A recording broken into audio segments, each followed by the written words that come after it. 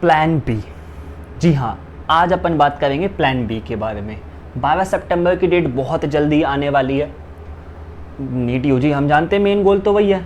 कुछ लोगों का मानना होता है कि प्लान बी को रखना काफ़ी गलत होता है, यानी कि आपको आपका जो मेन गोल है ये इससे डेविएट करता है। अगर आपके माइंड में सेट होता है कि अगर मैंने कोई प्लान बी रखा है, अगर ये नहीं हुआ तो ये तो है ही, ये मानना बिल्कुल ठीक है।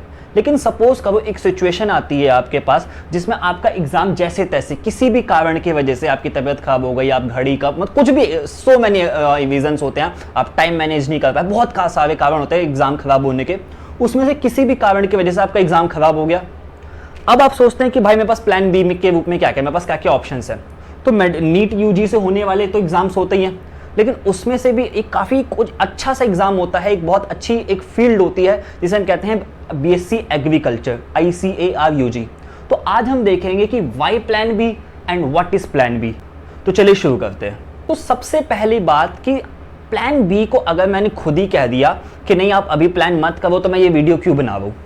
देखो ये बात बिल्कुल ठीक है कि डेविएट हो जाता है मन, बट ये बात भी सच है कि अगर आपका एग्जाम खराब हो चुका है तो जिस दिन आपका एग्जाम खराब हो चुका है उस दिन, इसके अगले दिन इसका एग्जाम है। 12 सितंबर को आपका एग्जाम खराब हुआ, 13 सितंबर को इसका एग्जाम है, तब तो इसके फॉर्म नहीं मिलने वाले। इसके अलावा भी बहुत सारे ऑप्शंस हैं जिनके फॉर्म अब निकलेंगे। हर चीज के फॉर्म 1-1.5 महीने पहले ही निकाले जाते हैं। तो 1-1.5 महीने पहले अगर आपने फॉर्म भरा ही नहीं है तो आपके पास ऑप्शन ही बचा ड्रॉप करने के अलावा। फिर ड्रॉप, फिर ड्रॉप, फिर ड्रॉप, कहानी सेम है। कट ऑफ बढ़ती जाती है, ड्रॉप भी बढ़ते जाते हैं, कोई फायदा नहीं होता। तो आज अपन बात करेंगे ICAR। What is ICAR? जरूरत क्या है? देखो जरूरत तो अपन सीधा जानते हैं कि कट ऑफ बहुत हाई है।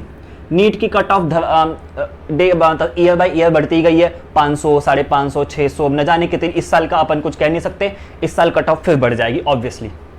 अब ICAR, व्हाट इज ICAR? देखो ऑप्शंस बहुत सारे होते हैं आपके पास। Homeopathy, BHMS, BDS, dental, BAMS, BUMS, BSc nursing, ये सब बहुत सारे ऑप्शंस होते हैं। मेडिकल में जो जो ऑप्शंस होते हैं उसके मैं एक अलग वीडियो बना के अलग से डालूंगा।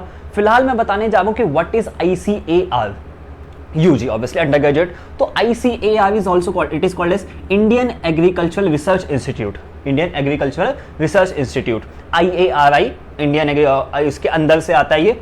तो देखिए ये जो ICAR है, UG है, ये अपना अलग एग्जाम कराया करता था पहले अपने सभी कोर्सेज में। उसमें कुछ अलग अलग कोर्सेज आते हैं, जिसमें BSc एग्रीकल्चर हो गया, BSc हॉर्टिकल्चर हो गया, जो भी, जैसे अगर आपको सोचना है कि इसमें पढ़ना क्या होता है, तो जो आपका 12th में strategies for enhancement in food production वाला चैप्टर है, आर्टिफिशियली इंसेमिनेट, जैसे आपने पढ़ा होगा कि 2 प्लांट के ब्रीड कराना, वो वाला जो चैप्टर है इसी की स्टडी पूरी आगे डिटेल में होती है।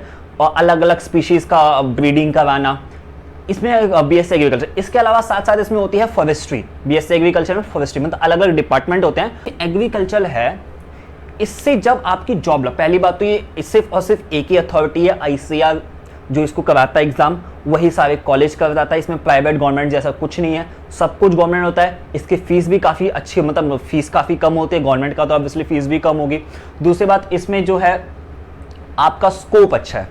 स्कोप का मैं कहने का मतलब ये है कि इससे जब आपकी जॉब लगती है और प्रमोशंस के बाद आप फर्स्ट क्लास गेजेटेड ऑफिसर बनते हैं, it is equivalent to a doctor, it is equivalent to doctor. आप फर्स्ट क्लास गेजेटेड ऑफिसर बनते हैं। अब जो एक डॉक्टर स्टैंप लगा सकता है किसी भी डॉक्यूमेंट को जब अटेस्ट किया जाता है, तो या तो MLA या डॉक्टर्स करते हैं, तो सेम ये ऑफिसर्स भी उस डॉक्यूमेंट को अटेस्ट कर सकते हैं।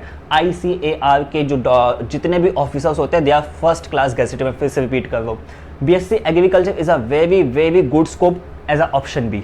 नाउ अपन देखते हैं कि ICAR के फॉर्म्स कब आ रहे हैं। नाउ लेट्स काम करते हैं, इस एग्जाम के बारे में थोड़ा जानते हैं कि इस एग्जाम का क्या क्या पैटर्न है, क्या क्या चेंजेस है नीट के एग्जाम से। देखिए सिलेबस तो वही होता है जो 11th-12th में आपको पढ़ना होता है, फिजिक्स, केमिस्ट्री, बायो में। तो सबसे पहले थोड़ा डेट्स की बात करते हैं। तो इसका जो एप्लीकेशन है वो 25 जुलाई से आ चुके हैं। साइट है ICAR.NTA.AC.in। इसमें गलती NIC.in नहीं करनी है, उससे कुछ पुरानी साइट खुल जाएगी, उस पर आपको साफ लिंक नहीं मिलेगी। वैसे मैं इस साइट का जो लिंक है वो डिस्क्रिप्शन में डाल दूंगा। इसका जो फीस है, फीस और इसकी जनरल UR अनरिजर्व्ड के लिए 770, OBC के लिए 750 और SC/ST के लिए 375, 375 रुपीज़। चलिए डिफरेंसेस की बात करते हैं। अच्छा एक चीज़ और, डेट नीट के एग्जाम के ठीक नेक्स्ट डे पे है, 13 सितंबर 2021 को। ज़्यादा डिस्टर्ब भी नहीं होगा, आप ऑलरेडी रेडी हैं एग्जाम के लिए, तो सेम पैटर्न रहना है, सेम सिलेबस है, तो कोई फर्क भी नहीं पड़ना। इसके अलावा एग्जाम भरने का तरीका वही है जो हर एग्जाम का होता है। पहले आपको स्टेप 1 में आपको रजिस्ट्रेशन करना होगा। रजिस्ट्रेशन के लिए आपको अपनी ID, photo, signature, impression, male के लिए लेफ्ट बोला गया और फीमेल के लिए राइट बोला गया। नॉर्मल चीज़ें आपको फीस पे करनी है और मोड वही है, आप कार्ड से पे कर सकते हैं। यूपीआई भी इंट्रोड्यूस करा दी गया है क्योंकि सब कुछ एनटीए का है। पहले ये आईसीआर अपना खुद कराया करता था, लेकिन अब इन्होंने फिर से इस बार एनटीए को दे दिया कि एनटीए ही सब कुछ कराएगा। अपन मेन टॉपिक पे आते हैं कि क्या क्या डिफरेंसेस हैं। देखो सबसे पहली बात, exam mode. Exam mode NEET में आपका पेन पेपर मोड होता है, जबकि आईसीआर सीबीटी मोड में कंप्यूटर बेस्ड टेस्ट यानी ऑनलाइन एग्जाम होगा। ऑनलाइन मतलब घर पे नहीं होगा, एक सेंटर अलॉट होगा, एडमिट कार्ड आएंगे। उसकी डेट्स अभी फाइनल कभी नहीं गई है, मेरे हिसाब से 1-2 वीक पहले आ जाता है एडमिट कार्ड, उसमें आपको पता चल जाएगा। पैटर्न वही है, फॉर्म भरने का 3 से 4 सिटी भरनी होगी आपको, किसी एक सिटी में ऑप्शन आएगा। सब जो पैटर्न नीट का होता है, फॉर्म भरने का तरीका पूरी तरीके से वही है। लेकिन इसका एग्जाम सिर्फ और सिर्फ इंग्लिश और हिंदी मीडियम में होगा। इंग्लिश और हिंदी मीडियम, सिर्फ 2 लैंग्वेज। एमसीक्यू ही आएंगे, मल्टीपल चॉइस क्वेश्चन आएंगे ना। Main important syllabus is same जो आपका 11th-12th का एनसीईआरटी का सिलेबस है, फिजिक्स, केमिस्ट्री, बायो, मैथ्स में बोल रहा हूँ, मैं भी आता हूँ उस वाले टॉपिक पे। इन सब का सिलेबस एकदम सेम है, आपको कुछ एक्स्ट्रा पढ़ने की जरूरत नहीं है। फ्रॉग और कॉकरोच आप चाहें तो पढ़ सकते हैं क्योंकि वो नीट में नहीं आता है, बाकी एग्जाम्स में वो आता है। यूपी के भी जितने एग्जाम्स होते थे उसमें भी फ्रॉग और कॉकरोच काफ़ी अच्छे से पूछा जाता था। फ्रॉग और अर्थवर्म, सॉरी गलती हो गई, फ्रॉग और अर्थवर्म, कॉकरोच तो पढ़ना ही होता है। देखिए इसके बाद में बात करते हैं कि यहाँ पे कौन कौन से कोर्स हैं। जो हमारा मेन कोर्स है जो अक्सर लोग प्रेफर करते हैं, that is BSc honours in agriculture, खेतीबाड़ी में, है ना। Next is BSc honours in horticulture, fishery, मछली पालन, फॉरेस्ट्री वो फॉरेस्ट ऑफिसर बनते हैं इससे, कम्युनिटी में science, food nutrition, sericulture, agriculture engineering, dairy technology, food technology and biotechnology वाले जो अपन के लास्ट के किसी जीन को कट करना, उसके मल्टीपल कॉपीज बनाना और किसी दूसरा ऑर्गेनिज्म में ले जाके पेस्ट कर देना, दैट इज बायोटेक। इसमें से जो देखो इसमें इनके subjects that it is physics, chemistry, bio, maths और एग्रीकल्चर। एग्रीकल्चर ज़्यादा लोगों के पास होता नहीं है, तो फिजिक्स, केमिस्ट्री, बायो, मैथ्स। हम मेडिकल स्टूडेंट्स हैं तो यानी हमारे पास फिजिक्स, केमिस्ट्री, बायो हमारे मेन सब्जेक्ट होंगे, तो अपन बीएससी वाले चूज कर सकते हैं। लेकिन अगर कोई बंदा है जिसको मतलब जेई का भी जेई का भी ऑप्शन है, वो जेई अच्छा नहीं गया, तो ये जेई का भी मतलब ऑप्शन प्लान बी का काम कर सकता है, क्योंकि यहाँ पे बीटेक भी है, यहाँ पे क्या है, बीटेक भी है। इवन जो बायोटेक है वो पीसीबी या पीसीएम कुछ भी दे सकते हैं। इन सभी ऊपर वाले में भी सब में या पीसीएम या पीसीबी जो आप चाहे वो भी भर सकते हैं। इसके अलावा इस एग्जाम की एक खासियत ये होती है कि इसमें मैंने फिर बताया कि ये थोड़ा इंपॉर्टेंट इन द सेंस कि इससे जो भी जॉब लगती है वो काफ़ी अच्छी लग जाती है। ये सीधा गवर्नमेंट ऑफिसर होते हैं, इसमें प्राइवेट का कोई लेना देना नहीं होता।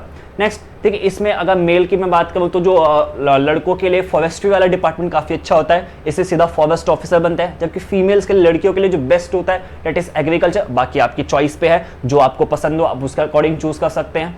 अब देखो इसमें से जो 4-5 सब्जेक्ट हैं, इसमें फिजिक्स, केमिस्ट्री, बायो बेटर रहेगा कि आप फिजिक्स, केमिस्ट्री, बायो ही चूज करें। आपके पास जो 150 क्वेश्चन आएंगे उस सारे सब्जेक्ट से होंगे, सीबीटी में सारे सब्जेक्ट होंगे। आपके पास चूज करने का ऑप्शन आएगा, जब आप फॉर्म भर रहे हैं तो आपके पास चूज करने का ऑप्शन आएगा कि आप इसमें से इन सब में से कौन कौन सी ब्रांच के लिए अप्लाई करना चाहते हैं। उस ब्रांच के अकॉर्डिंग आप अपना सब्जेक्ट चूज कर सकते हैं। So this is all about कि आपके पास आईसीआर के रूप में क्या फॉर्म भर सकते हैं, क्या है इस आईसीआर के बारे में। बाकी मैं कोशिश करूंगा फिर से कि नेक्स्ट वीडियो में या आगे किसी वीडियो में इसके अलावा जो ऑप्शंस है नीट के बाद आपके पास, क्योंकि ये इस वक्त बनाना जरूरी इसलिए था क्योंकि इसका फॉर्म अभी आ चुका है और 20 अगस्त को इसकी लास्ट डेट है। 20 अगस्त को इसकी लास्ट डेट है, तो उस वक्त ये फॉर्म खत्म हो जाएगा, तब बाद में पछताने से कोई फायदा नहीं है। तो बेटर ये है, मेरी चॉइस माने तो एटलीस्ट फॉर्म भर दे। मैं नहीं कह रहा कि आप बैठ के इसकी तैयारी शुरू करो या आप नीट की तैयारी में थोड़ी सी भी कमजोरी करो, नहीं। नीट की तैयारी वैसे ही होनी चाहिए जैसे आपकी हो रही है। आप इस फॉर्म को भर के छोड़ दो। इन केस अगर आपका एग्जाम में कुछ ऊपर नीचे हो गया या आपको लग रहा है कि नहीं थोड़ा, तब आप इस एग्जाम को दे दो, हो गया तो अच्छी बात है, क्योंकि बेकार नहीं है, ये पोस्ट अच्छी होती है, फर्स्ट क्लास गेजेटेड ऑफिसर ही बनते हैं इस जॉब में भी। नेक्स्ट मैं कोशिश करूंगा कि बाकी भी जितने मेडिकल के कोर्सेज जैसे होम्योपैथी, आयुर्वेद, इन सब का स्कोप क्या है, इन सब में जॉब कैसी है, नीट के अलावा क्या एमबीबीएस के अलावा क्या क्या ऑप्शंस है, एमबीबीएस अब्रॉड का क्या स्कोप है, क्या क्या चीजें हैं, वो सब मैं कोशिश करूंगा बनाने की। बट ये ज्यादा जरूरी था क्योंकि इसके अभी फॉर्म, वो सब बाद में भर सकता है, कोई इशू नहीं है। So thank you so much, like रहेगा ही, है ना। Thank you.